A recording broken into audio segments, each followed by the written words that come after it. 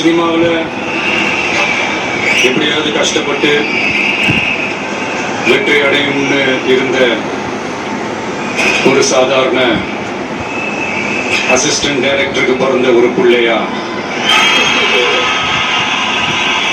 எனக்கும் வாழ்க்கையில வறுமைனா என்னன்னு எனக்கு நல்லாவே தெரியும், பசினா என்னன்னு எனக்கு நல்லாவே தெரியும். நான் ஒன்றும் பெரிய மன்னர் பரம்பரையில இருந்தெல்லாம் வந்துடல. உங்களை மாதிரிதான், உங்கள ஒருத்த மாதிரிதான், உங்க குடும்பத்துல ஒருத்த மாதிரிதான், உங்க புள்ள மாதிரிதான், உங்க மகன் மாதிரிதான், உங்க அண்ணா மாதிரிதான், உங்க தம்பி மாதிரிதான்.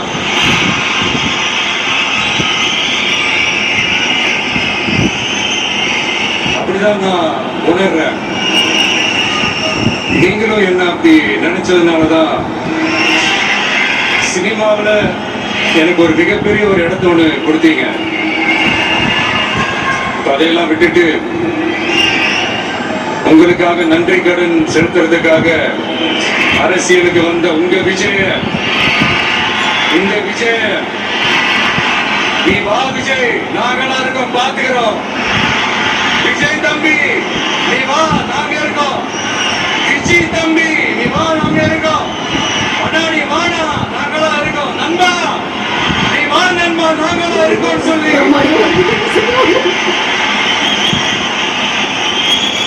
அவ்வளவு அன்பா, அவ்வளவு உறவா என்ன ஏத்துக்கிட்டீங்க. இந்த நேரத்தில் இதுதான் சொல்லணும். இந்த டிராவல்ல, இந்த ப்ராசஸ்ல எனக்கு எவ்வளவோ கஷ்டங்கள், எனக்கு எவ்வளவோ இந்த அவமானப்படுத்தினதெல்லாம் ஒரு பக்கம் இருந்தாலும் எனக்காக கூட நின்ற உங்களுக்கும் அதே மாதிரி கஷ்டங்கள், அதே மாதிரி அவமானங்கள், அதையெல்லாம் நீங்க பெருசா எடுத்துக்காம, அதையெல்லாம் நீங்க பொருட்டாவே எடுத்துக்காம, என்னோட வலிகளை, என்னோட வேதனைகளை உங்களோட நான் நினைச்சு என் கூடவே நின்று இன்னைக்கு சி ஜோசப் விஜய் எனும் நான்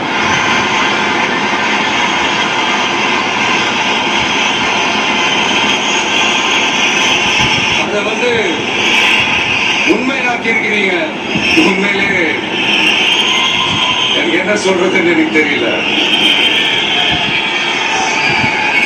என்னுடைய உறவுகளே, என்னுடைய சொந்தங்களே, நான் ஒன்னும் தேவ தூதன்லாம் கிடையாது. நானும் ஒரு இயல்பான ஒரு வாழ்க்கை வாழ்ற ஒரு சாதாரணமான மனுஷன் தான். நான் முன்னாடியே சொன்ன மாதிரி அது செய்வேன், இது செய்வேன்னு பொய்யான வாக்குறுதிகள்லாம் கொடுத்து உங்களை நான் ஏமாத்த மாட்டேன். எது சாத்தியமோ அது மட்டும்தான் நான் செய்வேன். இம்மிடியா உங்க மனசுல ஒரு கேள்வி ஒண்ணு வரலாம், அப்ப சாத்தியம் இல்லாததை செய்ய மாட்டாங்களா, செய்ய முடியாதா அப்படின்ற ஒரு கேள்வி ஒண்ணு வரலாம்.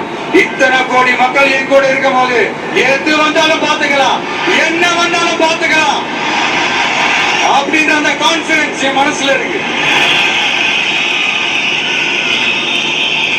இன்னொரு விஷயமும் நான் இங்க சொல்லணும். இன்னைக்கு நம்ம தமிழ்நாடு கவர்மெண்ட் இருக்கிற அந்த நிலைமையை பத்தி நான் உங்ககிட்ட நான் சொல்லணும். கிட்டத்தட்ட 10 லட்சம் கோடிக்கு மேல கடன் வாங்கி வச்சுட்டு போயிருக்கிற இன்னைக்கு அந்த தமிழ்நாடு அரசு இருக்கிறப்போ, கஜானாவை சுத்தமா தொடச்சி வலிச்சு வச்சுட்டு போயிருக்கிறப்போ, தூக்க முடியாத சுமையை ஏற்றி வச்சுட்டு போயிருக்கிறப்போ,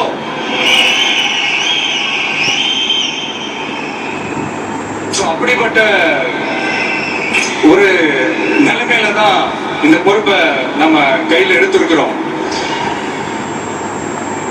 உடனே நீங்க நினைக்கல, என்னடா இவர் ஏதோ பொறி வச்சு பேசுறாரு அப்படின்ட்டு. அப்படிலாம் எதுவுமே கிடையாது. உள்ள போய் பார்த்தாதான் தெரியும் எது எந்த நிலைமையில இருக்கு, என்ன இருக்கு, என்ன இல்ல, எது எந்த நிலைமையில இருக்கு, எது எந்த நிலைமையில இல்ல. அதையெல்லாம் பார்த்துட்டு உங்களுக்கு ஒரு வெள்ளை அறிக்கையா அது வெளியிடணும்னு நான் நினைக்கிறேன். ஒரு டிரான்ஸ்பரண்டான ஒரு கவர்மெண்டா, அதாவது இன்னைக்கு நம்ம தமிழ்நாடு கவர்மெண்ட் இந்த நிலைமையில தான் இருக்கு அப்படின்றத உங்ககிட்ட சொல்லிட்டு I just want to take it forward from there. அதுதான் நான் முதல்ல செய்யணும்னு நினைக்கிறேன். தமிழ்நாடு பொறுத்த வரைக்கும் இப்ப யாரையாவது போய் ஏதாவது சந்திக்கணும் அப்படின்னா இந்த மூஞ்ச மூடிக்கிட்டு போய் சந்திக்கிறதோ, இந்த மறைமுகமா உங்களுக்கு தெரியாம போய் சந்திக்கிறதோ அப்படிலாம் நான் செய்ய மாட்டேன். எதுவா இருந்தாலும் வெளிப்படையாக ஒளிவு மறைவு இல்லாம தான் நான் செய்வேன். இவ்வளவு பெரிய ஒரு பொறுப்பை என் கையில கொடுத்திருக்கிறீங்க. அதே நேரத்துல எனக்கு கொஞ்சம் அவகாசமும் நீங்க கொடுக்கணும்னு நான் ரிக்வெஸ்ட் பண்ணி கேட்டுக்கிறேன். நான் சொன்னதெல்லாம் படிப்படியா நிறைவேற்ற நான் ட்ரை பண்ணுவேன், நிறைவேற்றுவேன். அதே நேரத்தில் எனக்கு கொஞ்சம் அவகாசம் கொடுத்தீங்கன்னா எனக்கு கொஞ்சம் உதவியாகவும் ஒத்துழைப்பாகவும் இருக்கும். இது உங்களுடைய ஆட்சி. பெண்கள் பாதுகாப்பு ரொம்ப ஸ்ட்ரிக்டா வச்சிருப்பேன். போதைப் பொருள் கலாச்சாரம் அதை கண்ட்ரோல் பண்றதுக்கு என்னென்ன ஸ்டெப்ஸ் எடுக்கணும், என்னென்ன முயற்சிகள் எடுக்கணும், இன்னிலிருந்து அதை நான் எடுப்பேன். நம்ம பசங்களை அதுல இருந்து காப்பாற்ற வேண்டியது நம்ம அரசனுடைய பொறுப்பு. அதே மாதிரி சட்டம் ஒழுங்கு எல்லாருக்குமான பாதுகாப்பை நான் உறுதிப்படுத்துவேன். என்ன அவமானப்படுத்துறவங்களாகவே இருந்தாலும், என்ன கஷ்டப்படுத்துறவங்களாகவே இருந்தாலும், அவங்களும் என் மக்கள் தானே. நண்பர்களாக இருந்தாலும் எதிரிகளாக இருந்தாலும் 8 கோடி மக்களும் என் மக்கள் தானே.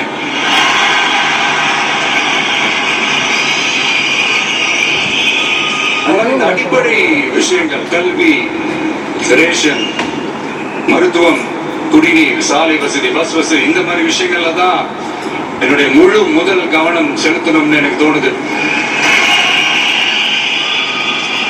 நான் முன்னாடியே சொன்ன மாதிரி மக்கள் பணத்துல இருந்து ஒரு பைசா கூட நான் தொட மாட்டேன். எனக்கு அது அவசியமும் இல்லை. அது உங்களுக்கு நல்லாவே தெரியும். இந்த விஷயம் தப்பு பண்ண மாட்டான், தப்பு பண்ணவும் விட மாட்டான். அது யாராக இருந்தாலும் சரி, என்னோட கவர்மெண்ட்ல என் கூடவே இருக்கிறவங்களாகவும் சரி விட மாட்டான்.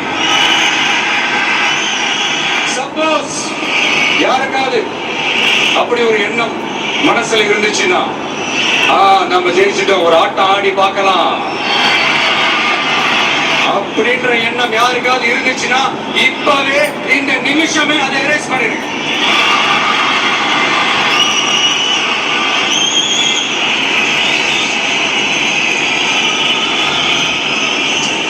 இங்க ஒரே சென்டர் தான், என் தலைமையில் உண்டான சென்டர்.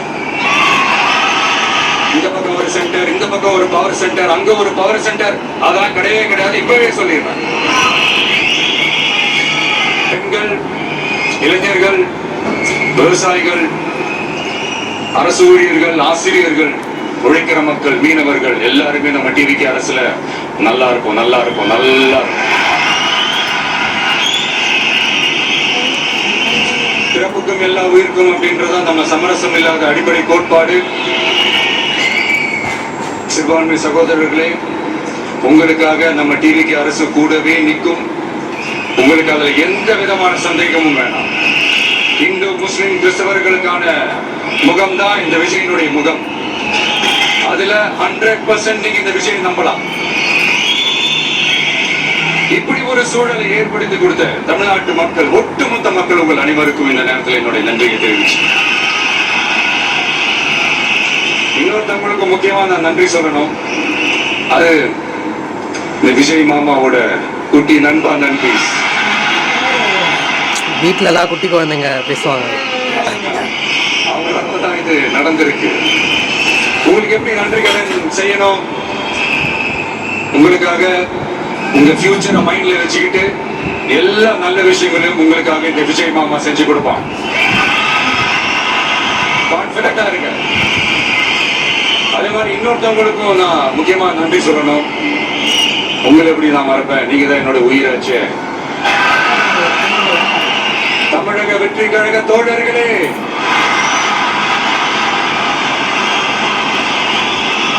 உண்மையில சொல்லணும்னா நீங்க இல்லைன்னா எதுவுமே இல்லை. என்னோட கழக தோழர்களுக்கும், கழக நிர்வாகிகளுக்கும், வாக்கு சாவடி முகவர்களுக்கும், மை டியர் வர்ச்சுவல் வாரியர்ஸ், உங்கள் அனைவருக்கும் கோடான கோடி நன்றிகள். வாங்க எல்லாருமா சேர்ந்து ஒரு ஃப்ரெஷ் கவர்னன்ஸ், ஒரு நியூ கவர்னன்ஸ் ஒன்று கொடுப்போம். This is a new beginning.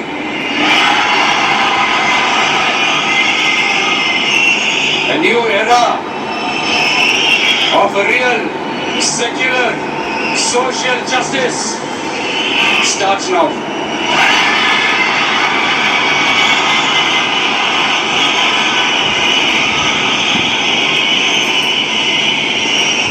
மக்கள் நலன்களை மட்டுமே லட்சியமாக கொண்ட நமது அரசுக்கு பக்கபலமாக நின்று ஆதரவை வழங்கியுள்ள காங்கிரஸ் பேரியக்கத்தின் தலைவர் மதிப்புக்குரிய திரு மல்லிகார்ஜுன் கார்கே அவர்களே, பாராளுமன்ற எதிர்கட்சி தலைவர் மதிப்புக்குரிய மை பிரதர் திரு ராகுல் காந்தி அவர்கள், காங்கிரஸ் கட்சியின் பொதுச் செயலாளர் மதிப்புக்குரிய திரு கே.சி. வேணுகோபால் அவர்கள், தமிழ்நாடு காங்கிரஸ் தலைவர் மதிப்புக்குரிய திரு செல்வ பெருந்தகை அவர்கள், என்னுடைய நண்பர் பிரவீன் சக்கரவர்த்தி அவர்கள், சிபிஐஎம் கட்சியின் தேசிய பொதுச் செயலாளர் மதிப்புக்குரிய தோழர் திரு M.A. பேபி அவர்கள், மாநில செயலாளர் மதிப்புக்குரிய தோழர் திரு பி. சண்முகம் அவர்கள், அரசியல் தலைமை குழு உறுப்பினர் மதிப்புக்குரிய தோழர் திரு கே. பாலகிருஷ்ணன் அவர்கள், பாராளுமன்ற உறுப்பினர் மதிப்புக்குரிய தோழர் திரு சு. வெங்கடேசன் அவர்கள், நமது அரசுக்கு ஆதரவு வழங்கியுள்ள விடுதலை சிறுத்தைகள் தலைவர் மதிப்பிற்குரிய அண்ணன் திரு திருமாவளவன் MP அவர்கள், நாடாளுமன்ற உறுப்பினர் மதிப்புக்குரிய திரு ரவிக்குமார் அவர்கள், சட்டமன்ற குழு தலைவர் மதிப்பிற்குரிய திரு வன்னி அரசு அவர்கள், சிபிஐ கட்சியின் தேசிய பொதுச் செயலாளர் மதிப்புக்குரிய தோழர் திரு டி. ராஜா அவர்கள், மாநில செயலாளர் மதிப்புக்குரிய தோழர் திரு M. வீரபாண்டியன் அவர்கள், முன்னாள் தமிழ்நாடு மாநில செயலாளர் மதிப்புக்குரிய தோழர் திரு ரா. முத்தரசன் அவர்கள், இந்திய யூனியன் முஸ்லிம் லீக் கட்சியின் தலைவர் மதிப்புக்குரிய டாக்டர் திரு காதர் மொய்தீன் அவர்கள், நாடாளுமன்ற உறுப்பினர் மதிப்புக்குரிய திரு